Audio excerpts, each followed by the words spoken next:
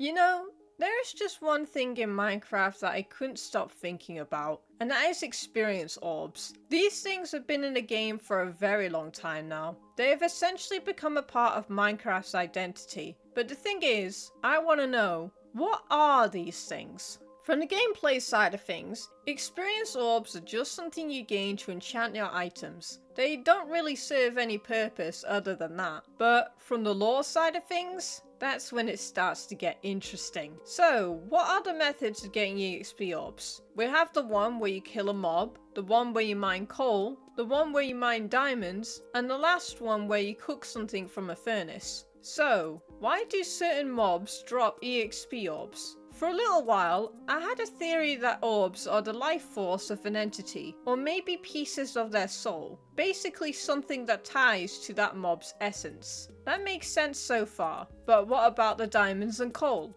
Why do those two drop EXP when you mine them? Well, for those who do not know, coal is a fossil fuel. That means it's made up of dead things. Therefore, every bit of coal is either made up of plant matter or animal matter. So it makes sense why you would get EXP from them, as the essence of the animal simply got stuck inside of that coal, like an insect stuck in amber. But what about the diamonds? Why would you get EXP from that? Well, if you put a piece of coal under a lot of pressure, you can make a diamond. So again, it all makes sense. Until we get to the part where you gain EXP orbs from cooking something. So, why would cooking something get you some EXP? One reason is that the coal is being used up, which frees the EXP from inside of it. Another reason is that maybe some of the plant or animal matter got stuck to the other ores too. And the last reason, which is cooking raw food, is that the essence was stuck inside of the meat when the animal died. And by cooking that meat, you're freeing that part of it that got stuck. Again,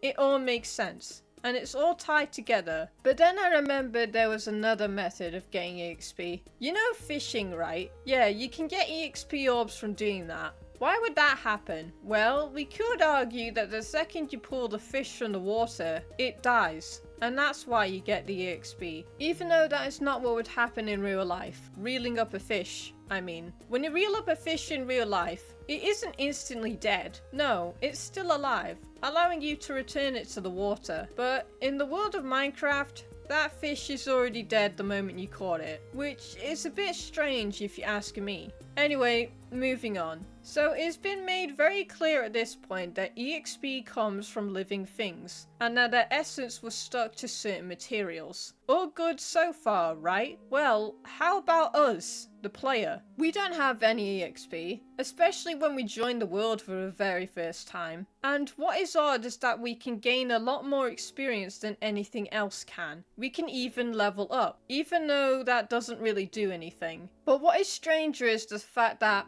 when you perish and you didn't gather any EXP, you don't drop any EXP upon death. Why is that? It's never really explained, at least not in the game. But what does that mean for us, the players? Does this imply that the player is not a living entity? Does this imply that we're something else entirely and we don't follow any of the rules the world listens to? I can't really answer that question. But there is a case here that we're not like anything this world has seen before. And yet, despite that fact, the world has no choice but to accept us. Sorry, got a little deep there. Let me get back on track. There is another thing that I forgot to mention, and that is the bottle of enchanting. This bottle contains a lot of EXP orbs, meaning it is possible to put something like that in a bottle. However, when you try it, it doesn't work. Why is that? Why are there only certain entities out there, such as the pillagers, who can put what is basically someone's life into a bottle? Why can't we do the same and store it? Again, I have no clear answer for this. But it does frighten me a little bit, knowing that pillagers can do something like that. You just can't help but wonder, what are they storing this EXP for? What were they going to use it on? Maybe that is a video for another day. So in the end, experience orbs are just another strange element to the Minecraft world. And yet,